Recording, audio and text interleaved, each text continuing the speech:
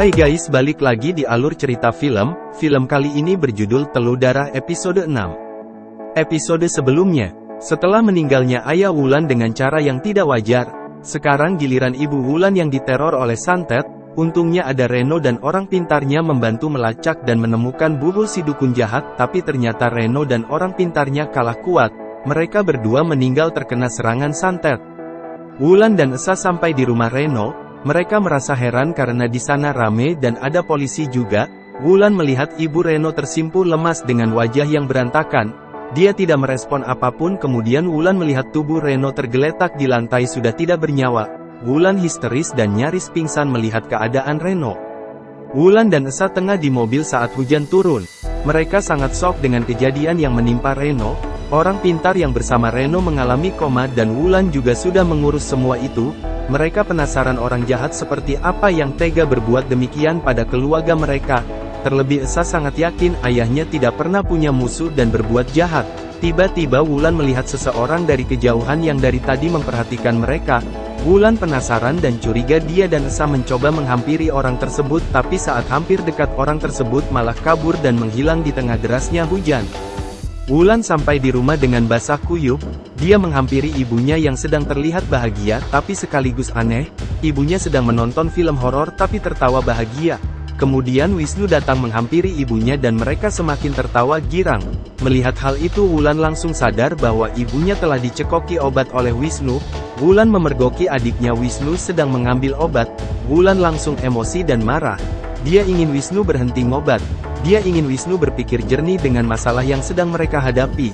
Wulan sangat marah kemudian meninggalkan Wisnu sendirian yang sepertinya sudah kecanduan dan tidak bisa lepas dari obat terkutuk tersebut. Menghadapi masalah yang terus berdatangan membuat jadwal kerjanya berantakan. Untung saja bosnya pengertian dan memberinya izin sampai masalahnya selesai. Wisnu setengah sadar sehabis ngobat. Dari jendela kamarnya, dia melihat Harun tukang kebunnya menatapnya dengan sinis dan membawa sebuah celurit. Emosi Wisnu langsung meledak, dia langsung turun mencari Harun. Sementara itu Wulan kedatangan seorang tamu yang tidak dikenalnya. Kata sopirnya itu adalah orang yang tadi malam mereka lihat saat hujan turun. Wulan menghampiri pria tersebut, perawakan pria setengah baya dengan rambut gondrong. Dia memperkenal diri sebagai Rido. Wulan langsung bertanya apa tujuan pria tersebut. Pria tersebut datang mencari ayah Wulan. Dia kelihatan sangat tidak sopan. Dia terus memaksa ingin bertemu ayah Wulan. Sementara itu Wisnu memergoki Harun mengoleskan darahnya ke tembok dan tanpa ragu dia langsung menghajar Harun, memukulinya membabi buta. Wulan sedikit kesal dengan Rido yang berteriak memanggil-manggil nama ayahnya. Wulan akhirnya menjelaskan bahwa bapaknya sudah meninggal. Rido nampak terkejut dan diam seketika. Dia ingin menjelaskan lebih panjang tapi mendengar Wisnu dan Harun yang sedang berantem Wulan segera berlari untuk memisahkan mereka. Wulan berteriak menyuruh Wisnu berhenti tapi Wisnu malah semakin sulit dikendalikan. Dia mengatakan Harun mencoba mencelakai ibu, tapi saat dia ingin menunjukkan bukti-bukti yang tadi dia lihat sama sekali tidak ada. Wisnu terkejut ternyata halusinasinya semakin parah. Wulan semakin pusing saat dia ingin menghampiri Rido, ternyata Rido sudah pergi tanpa berpamitan. Malam harinya Wulan menceritakan semuanya pada Esa dan Esa juga menemukan sesuatu di rekening koran mendiang ayahnya. Ada transferan rutin tiap bulan untuk seseorang yang bernama Rido. Wulan dan Esa penasaran ada hubungan apa Rido dengan masa lalu orang tua mereka. Mereka mencoba melihat lagi rekaman video yang diambil Esa dan ternyata benar. Rido ada di dalam video tersebut. Dia sudah mengenal ayah Esa dan Wulan dari awal perusahaan ayahnya dibuka. Untuk memastikan semua itu Esa memutuskan mencari kediaman Rido. Dia butuh banyak jawaban, apa yang sebenarnya terjadi di tahun 1998 itu. Seorang gadis cantik berkerudung sedang melayani pembeli di meja kasir, namanya Atik. Dia diperlakukan kasar oleh pembeli. Rido ada di sana menunggu antrian membayar. Melihat kelakuan pembeli tersebut Rido langsung menghajar mereka. Mereka takut setengah mati setelah tahu siapa yang mereka hadapi, bahkan pembeli tersebut meminta maaf pada Atik. Ternyata Atik adalah putri Rido. Malam harinya saat Atik tengah mengobrol dengan ayahnya, Esa datang mengetuk pintu rumah mereka. Esa menemukan alamat Rido dari berkas-berkas peninggalan ayahnya. Rido menghampiri Esa. Dia bertanya dengan ketus apa keperluan Esa datang ke rumahnya. Dengan sedikit gugup Esa menjelaskan siapa dirinya dan memberitahukan bahwa ayahnya Bondan telah meninggal. Rido nampak terkejut dan takut tapi kemudian dia membentak Esa dengan mengatakan dia salah orang. Esa memohon sedikit info dari Rido tapi Rido yang semakin kesal malah mengusir Esa dari rumahnya.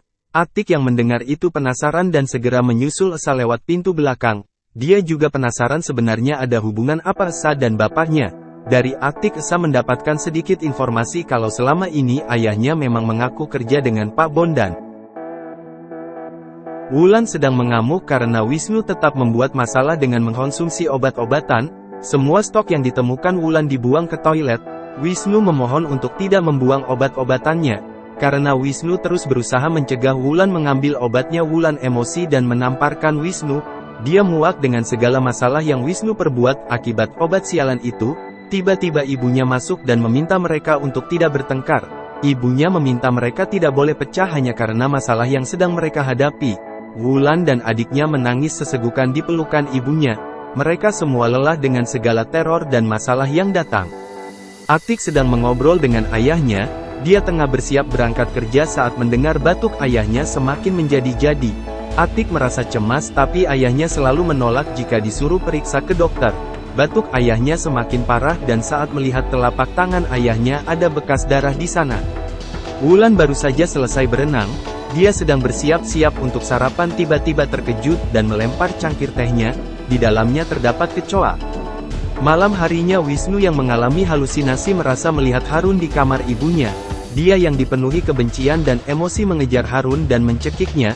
Dia mendengar Harun menyebut nama ibunya. Wisnu semakin emosi dan mencekiknya hingga kesulitan bernafas. Wisnu tidak sadar bahwa orang yang sedang dicekiknya adalah Wulan yang sedang tidur di samping ibunya. Untung saja Wulan berhasil melawan Wisnu. Wisnu akhirnya sadar dan langsung pergi karena ketakutan. Esok paginya Harun pamit pada Wulan. Dia menitipkan karangan bunga untuk ibu Wulan. Wulan meminta maaf atas kelakuan Wisnu terhadapnya dan memberinya sedikit uang untuk biaya pengobatan. Sementara itu lagi-lagi mengalami halusinasi. Dia mendengar sesuatu dari atas kamarnya. Saat melihat ke jendela dia melihat Harun tersenyum sinis padanya. Emosinya langsung memuncak dan mencari Harun ke kamar ibunya tapi Wulan langsung menyadarkannya kalau Harun sudah pergi dari tadi pagi. Wisnu panik dan bingung sendiri. Malam harinya ibu Wulan terbangun karena merasa tenggorokannya kering. Semakin lama semakin merasa ingin memuntahkan sesuatu. Dia segera berlari ke toilet dan betapa terkejutnya dia saat melihat darah keluar dari mulutnya. Dia baru saja muntah darah dan di dalamnya terdapat kecoa yang membuatnya merasa jijik dan panik. Dia mulai merasa ada sesuatu yang bergerak-gerak di kulit kepalanya, menjalar di belakang kupingnya. Dia menangis dan merintih kesakitan. Tiba-tiba tangannya bergerak sendiri seseolah ada sesuatu yang memaksa tangannya untuk meraih gunting. Dia ketakutan setengah mati tapi tidak mampu mengendalikannya. Tangannya terus meraih gunting dan seketika menancapkan ke kepalanya. Dia menjerit tapi tangannya terus bergerak dengan sendirinya dan menusuk kepalanya. Darah segar berhamburan kemana-mana. Wulan yang mendengar ibunya menjerit segera berlari ke sana dan menemukan ibunya telah bersimbah darah. Wulan mencoba menutupi darah yang terus keluar dari kepala ibunya. Dia tidak bisa berbuat banyak selain menjerit dan menangis. Ibunya menghembuskan nafas terakhir di pelukannya. Wulan merasa sangat hancur dan sedih. Wisnu meratap di sampingnya saat jenazah ibunya dibawa oleh orang-orang dan film pun berakhir. Bersambung.